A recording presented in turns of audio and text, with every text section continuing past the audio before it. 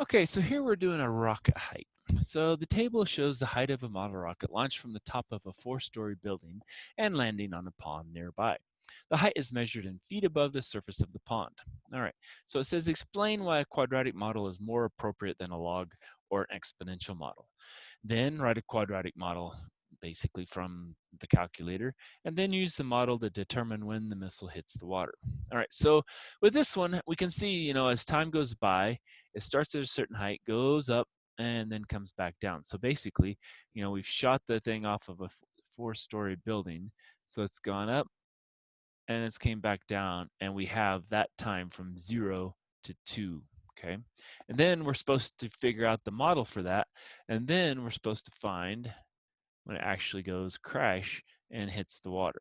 Okay, so I think the quadratic is more appropriate because reaches a max and changes direction. Okay, and that's just looking at the data here. So now let's go and look at a calculator and see what the actual graph looks like. So I've cheated. I've gone in here and I've typed in the data, so it's quicker to have here. And we can see, it does. That's what it exactly looks like. All right. And so now we're supposed to find a model. All right, so with this, I'm going to start kind of expanding on how we use our calculators. So we're going to do a quadratic regression. So it's a 5. Looks like I need to change that to L1, and I need to change that to L. Oh, all right, go back here, 5, and then need to go here to L2, and then I'm going to store my equation. And so this is something we're going to have to start doing because we're going to start looking at quadratic and log and exponential, and we need to have them all plotted to see which one looks the best. And so to store this, and what's going to happen once we store it, it plots it for us on the graph so we can see how good a fit it is. We're going to click on vars. We're going to go here to y-vars. We're going to go to function, which is number 1. And if you only have to do one thing, you can plug it in the first one. So choose number 1 again, and then we hit enter, and we calculate. And so that's our equation. So it's a negative 16x squared plus 32x plus 58. And as you can see, it's a perfectly good fit. It's got an r squared of 1. Now, because what we did was we said to put it in here, it puts it in here directly, and we don't have to type it in now. And it shows a really good fit. Now, one of the nice things is once we have that equation built in and have everything working properly, we can say, okay, well, let's go second calc. We want to calculate a value. Okay, so we hit enter, and we want to say, where is it going to be at x equals, or y, well, x equals 0. We could do something like that. And that's at 58, okay?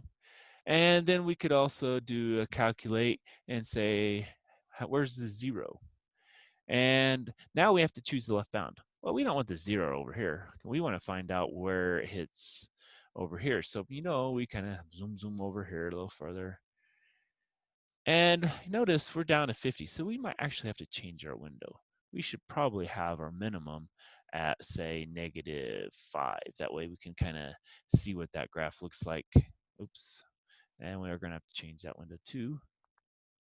X max maybe 10. I don't know. I don't know where we need to go. There we go. So now what we want to do is we want to find our second calc, and we want to have a 0. And so we're going to find our bound. Where are we at? So we have to come back here. Wait, oh, there we go. So our left bound will hit enter there, and our right bound, which is kind of the opposite side, we hit enter there.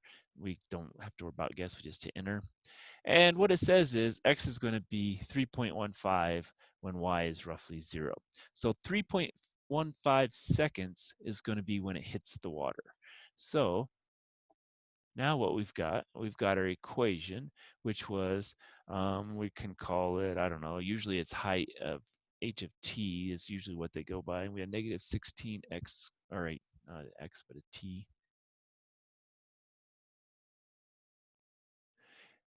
t squared, and then we had plus 32t, and then plus 58. That was our quadratic model. And then we used our calculator to determine when it hits the water. It hits at t equals 3.15 seconds, okay?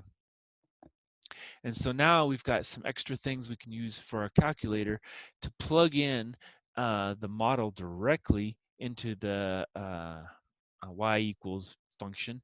And then it plots it, and then once it has it plotted, then we can say, okay, well, we want to choose where it hits the axis, or we can, where's the max, or if it goes this way, where's the min. And so that's going to help us a lot trying to solve some of these problems. So I didn't want to give you this until we got to this section here, and so now we can use it a little nicely, real nice, I guess.